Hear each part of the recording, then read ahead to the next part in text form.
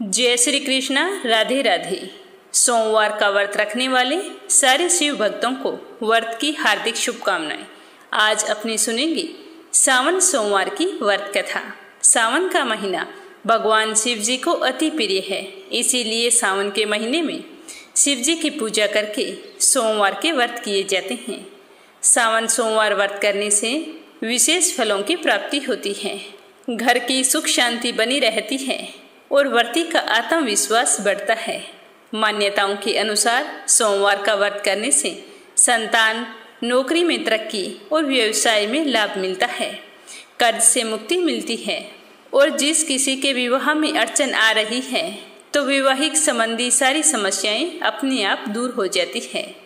सोमवार का व्रत करने से आरोग्य जीवन की प्राप्ति होती है, मन शांत रहता है, मानसिक तनाव दूर होता है।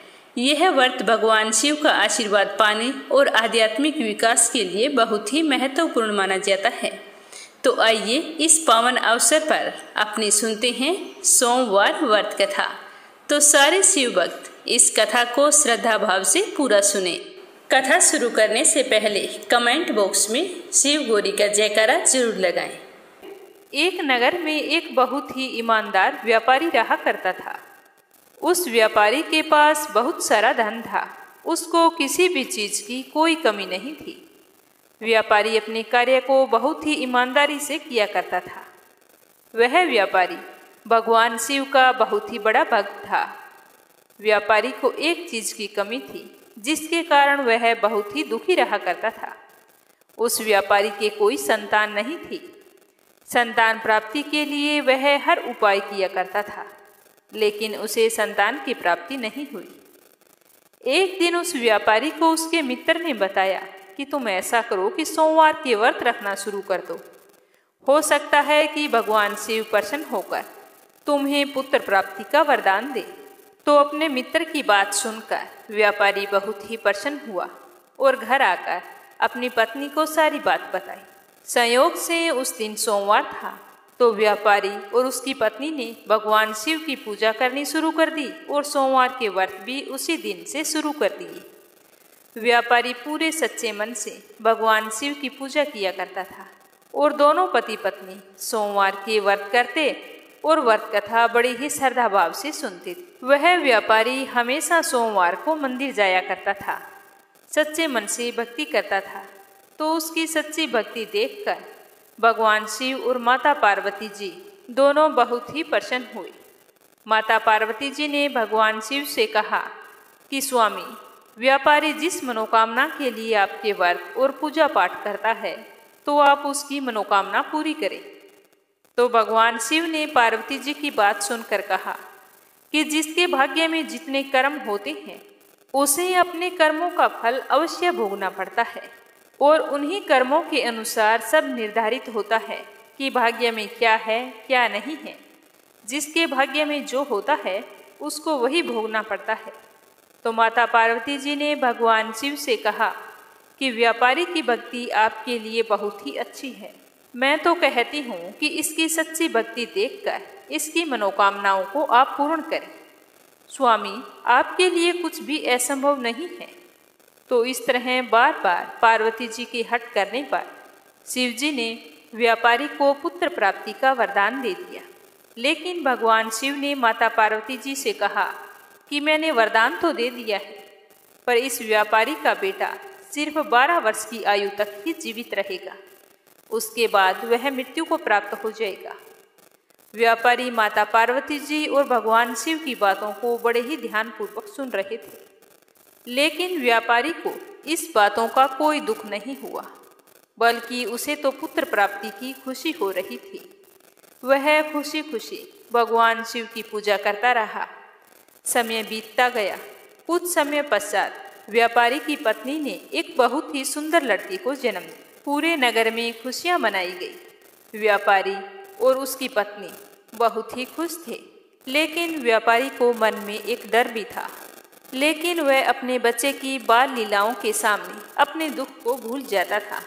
दोनों अपने पुत्र के लालन पालन में लग गए। जैसे ही व्यापारी का पुत्र 11 वर्ष का हुआ, तो व्यापारी को शिव पार्वती जी की बात याद आ गई। तो उसे यह सोचकर बहुत ही दुख हो रहा था कि अब मैं क्या करूं।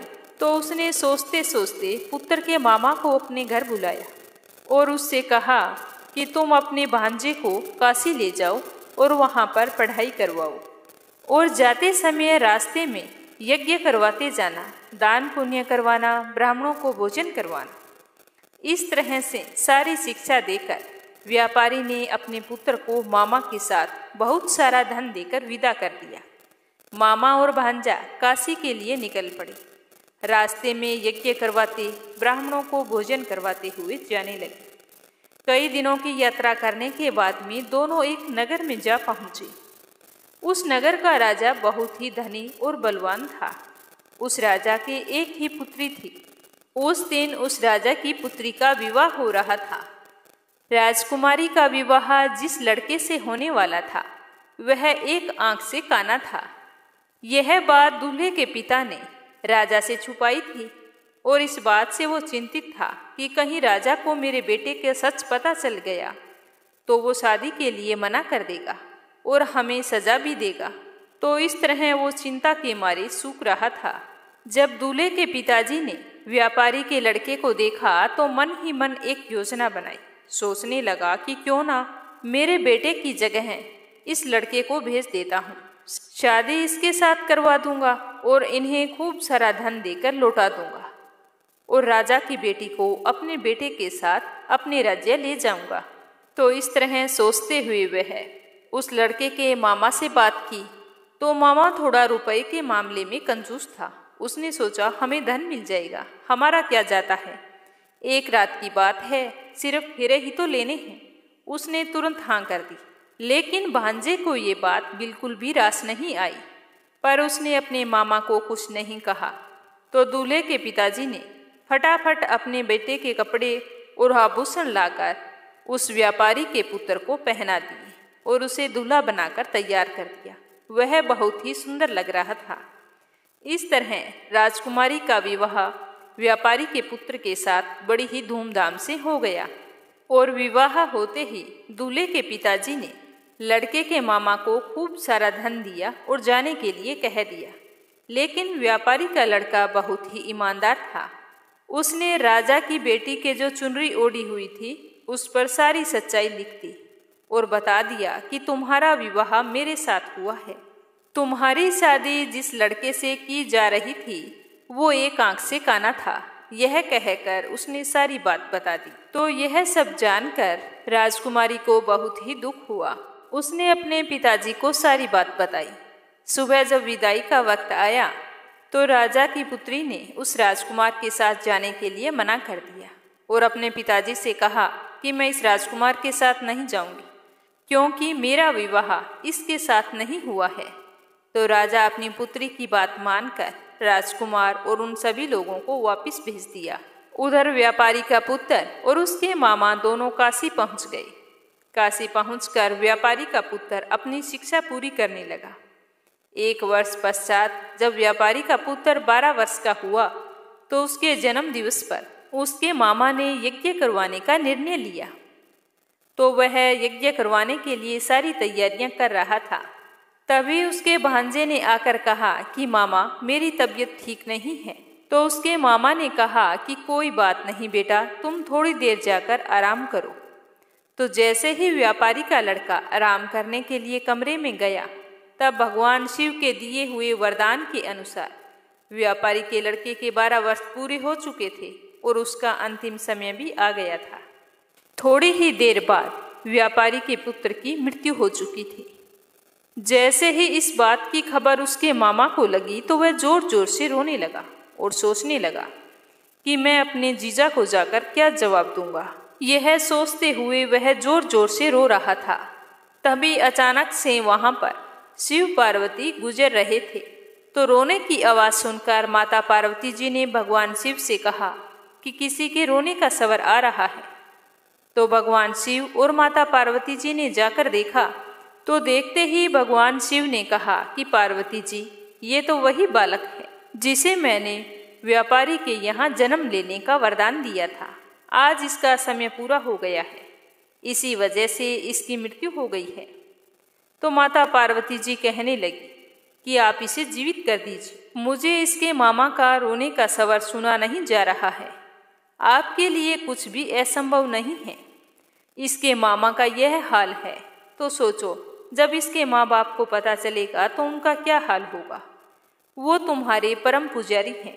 अगर आज आपने इसे जीवित नहीं किया तो हमें कौन मानेगा और कौन हमारी पूजा करेगा। तो इस तरह पार्वती जी के कहने पर भगवान शिव ने व्यापारी के पुत्र को जीवित कर दिया और लंबी आयु का वरदान दिया। तो भोले शंकर के आशीर्वाद से व्यापारी का लड़का फिर से जीवित हो गया। उसे जीवित देखकर उसके मामा की खुशी का कोई ठिकाना नहीं रहा। उन्होंने भली भांति यज्ञ करवाया, ब्राह्मणों को भोजन करवाया, खूब सारी दान दक्षिणा देकर उन्हें विदा किया और उसकी शिक्षा भी पूरी हो गई थी। इसीलिए व्यापारी का लड़का और उसका मामा वापिस अपने काशी से अपने घर की ओर लौटने लगे।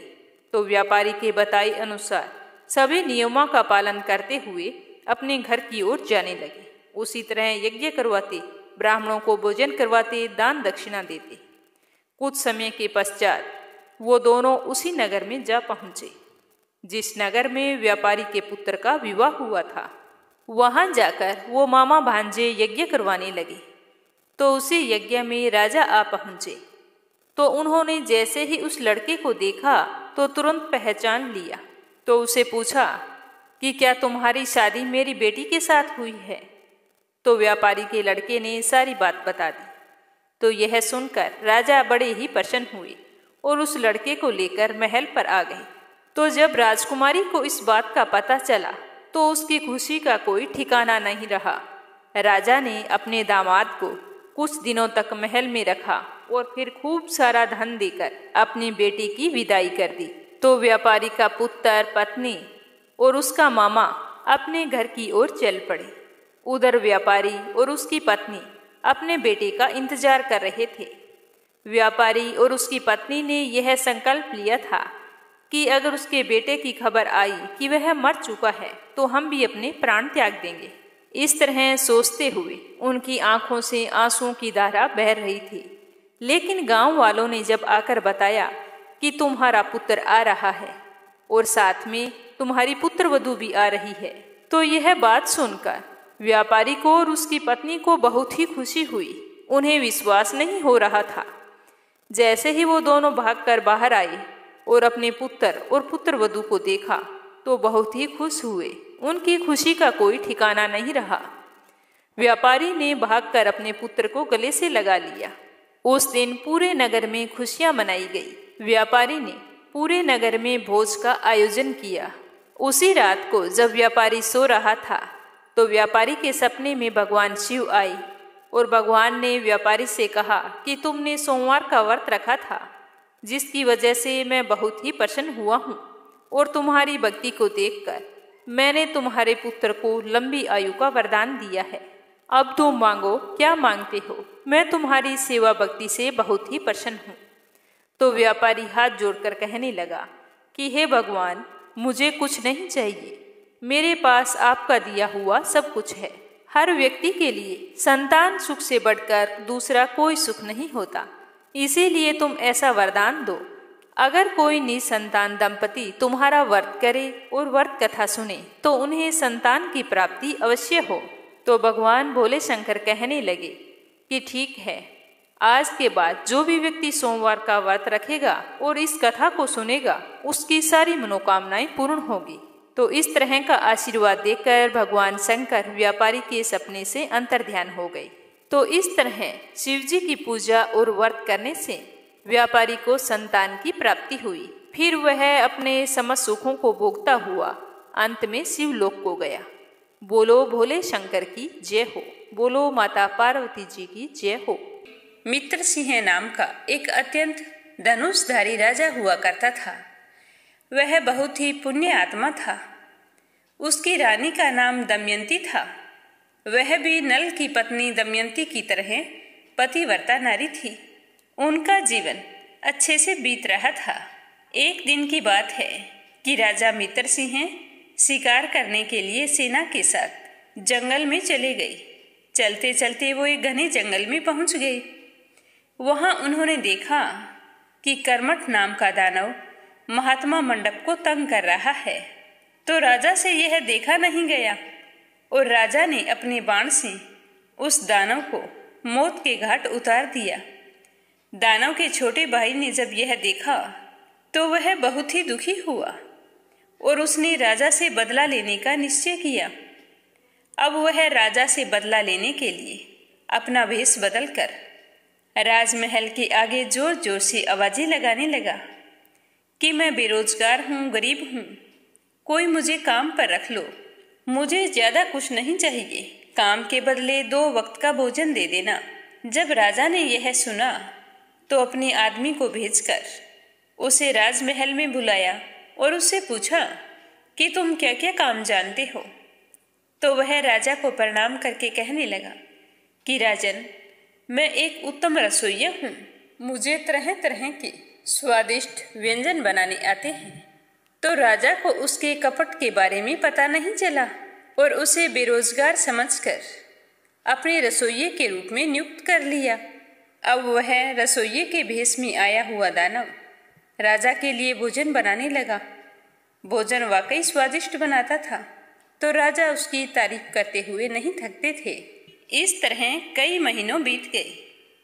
एक दिन गुरु जयंती का पर्व आया तो राजा ने अपने गुरु वशिष्ठ जी को निमंत्रण भेजा। गुरुदेव नियत समय पर राजा के यहाँ पहुँच गए तो वशिष्ठ जी को आया देखकर उस रसोइये ने सोचा कि इससे अच्छा अवसर तो मुझे फिर कभी नहीं मिलेगा। तो रसोइये ने जानबूझकर साग के अंदर मांस मिलाकर भोजन तैयार कर दिया और उसी भोजन को गुरु वशिष्ठ जी के आगे परोस दिया। गुरुदेव उस साग को देखकर ही समझ गए कि इसमें मांस मिला हुआ है तो वो बहुत ही क्रोधित हुए और राजा से कहने लगे कि हे पापी दुष्ट राजा, मुझे तुमसे यह उम्मीद नहीं थी, तुमने मुझे यहाँ बुलाकर मेरा अपमान किया है। तो राजा तो इस बात से अनजान थे। राजा हाथ जोड़कर कहने लगे कि हे गुरुदेव, मुझसे क्या गलती हो गई, आप क्या कह रहे हैं, मेरी तो कुछ समझ में नहीं आ रहा है। तो गुरुदेव ने कहा कि हे राजन, ये देख, जो मुझे साग परोसा गया है उसके अंदर मांस मिला हुआ है। क्या तुम्हें इस बात के बारे में पता नहीं है? तूने बहुत ही नीच कर्म किया है और तुम्हारे कर्मों की सजा तुम्हें अवश्य मिलेगी। मैं तुझे श्राप देता हूँ कि तू अभी दानव बन जा। श्राप देने के बाद मुनि वशिष्ठ जी सोचने लगे कि इसमें राजा को तो कोई दोष नहीं था, यह तो कपटी रसोइये का अपराध है। मुझसे यह क्या हो गया? मैंने क्रोध के चलते राजा को श्राप दे दिया। गुरुदेव का श्राप सुनकर राजा तो बहुत ही दुखी हुए। वे गुरु वशिष्ठ जी से कुछ नहीं बोले, चुपचाप नीचे मुख करके हाथ जोड़कर गुरुदेव की बातें सुनते रहे। तो गुरुदेव ने कहा कि हे राजन, मुझसे भारी भूल हो गई है, ये गलती तो तुम्हारे रसोइये की है। तुमने सोच समझकर रसोइये की नियुक्ति नहीं की। यह तो एक दैत्य है और इसका तो यही कार्य है। तो राजा ने कहा कि हे गुरुदेव, मुझे इसके बारे में कुछ भी पता नहीं है।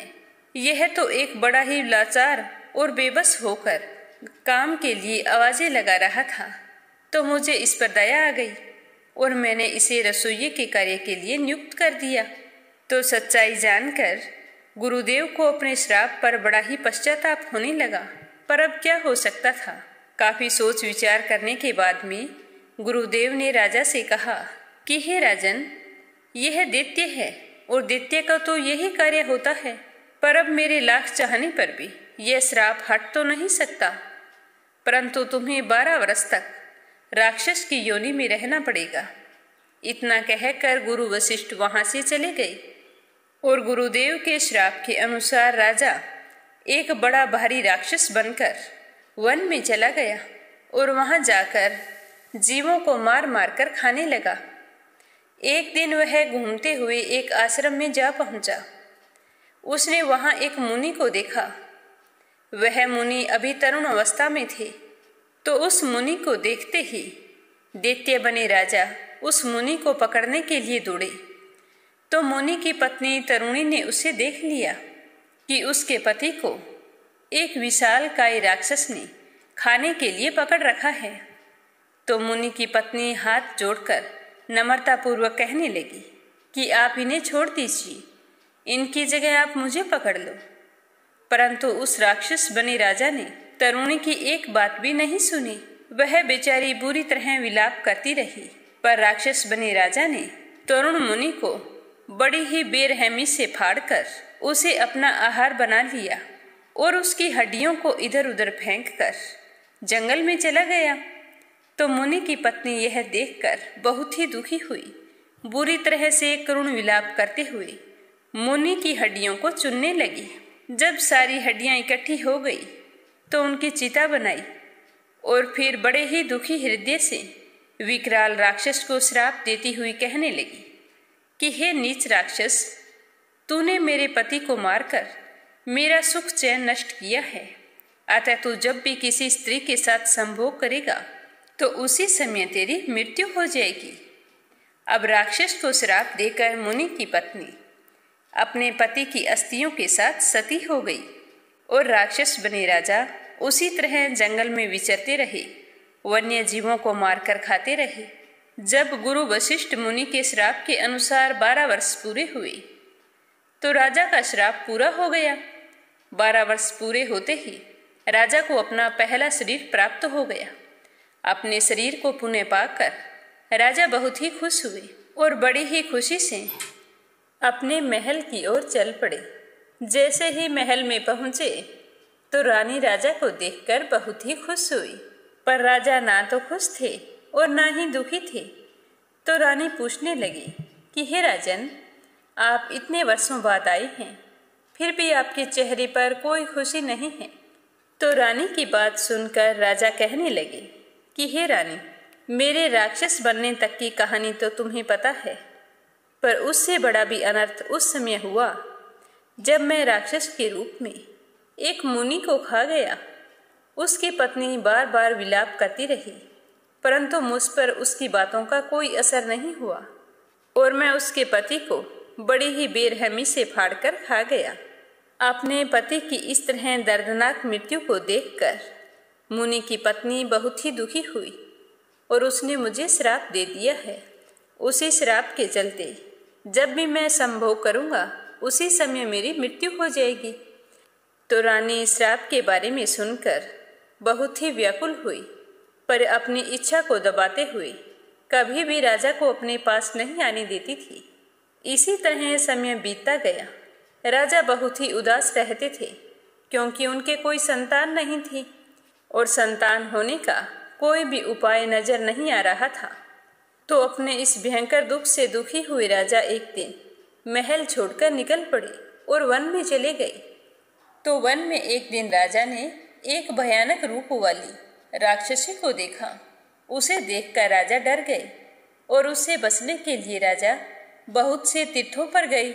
वहां जाकर व्रत और तप किए, पर हर समय अपनी पत्नी और संतान के लिए व्याकुल रहने लगे। एक दिन राजा को एक पवित्र आत्मा ऋषि मिली। तो उन ऋषि को देखते ही राजा ने उनके चरणों में नतमस्तक होकर प्रणाम किया। उन ऋषि का नाम गौतम था। गौतम ऋषि राजा को देखते ही सब कुछ समझ गए थे। फिर भी राजा से पूछने लगे कि बेटा, तुम इस तरह उदास क्यों रहते हो? तो राजा ने हाथ जोड़कर आंखों में आंसू भरकर गौतम ऋषि को अपनी सारी व्यथा कह सुनाई और कहा कि हे ऋषिवर, मैंने अपने जीवन में कभी भी कोई बुरे कर्म नहीं किए हैं, फिर भी मुझे पहले राक्षस होने का श्राप मिला। उसके बाद राक्षस की योनि में मैंने वही कार्य किया जो एक राक्षस करता है, तो मुझसे जाने अनजाने गलतियां होती गई और आज मैं इस हाल में पहुंच गया हूँ। हे मुनिवर, आप तो सब कुछ जानने वाले हैं। आप कारण जानते हैं तो निवारण भी अवश्य ही जानते होंगे। हे मुनि श्रेष्ठ, आप मुझ पर रहम कीजिए और मुझे इस श्राप से मुक्ति का कोई उपाय बताइए। तो राजा की बात सुनकर गौतम मुनि को उस पर दया आ गई। तो गौतम मुनि कहने लगे कि हे राजन, तुम यहाँ से पश्चिम दिशा में जाओ और वहाँ गोकर्ण नाम का तीर्थ है और वहीं पर महाबल नाम का शिवजी का ज्योतिर्लिंग है। उस तीर्थ में जाकर स्नान करो और पूरे सच्चे मन से शिवजी की पूजा करो। अगर ऐसा करोगे तो तुम ब्रह्म हत्या से छूट जाओगे। तो गौतम ऋषि की बात सुनकर राजा बहुत ही प्रसन्न हुए और ऋषि को प्रणाम करके गोकर्ण तीर्थ की ओर चल पड़े। वहां पहुंचकर उन्होंने तीर्थ में स्नान किया और उसके बाद शिवजी के ज्योतिर्लिंग की पूजा अर्चना की। राजा के सच्चे मन से की गई पूजा पाठ से बोले शंकर प्रसन्न हुए और शिवजी के आशीर्वाद से सारे पापों से छूट गए। उन्हें अपने श्राप से मुक्ति मिली और फिर राजा अपने जीवन के समस्त सुखों को भोग कर अंत में शिवजी के धाम को गए। बोलो भोले शंकर की जय हो। तो ये थी सोमवार व्रत में सुनी जाने वाली शिवजी की पौराणिक कथा। सुनकर आपको कैसा लगा कमेंट करके जरूर बताना।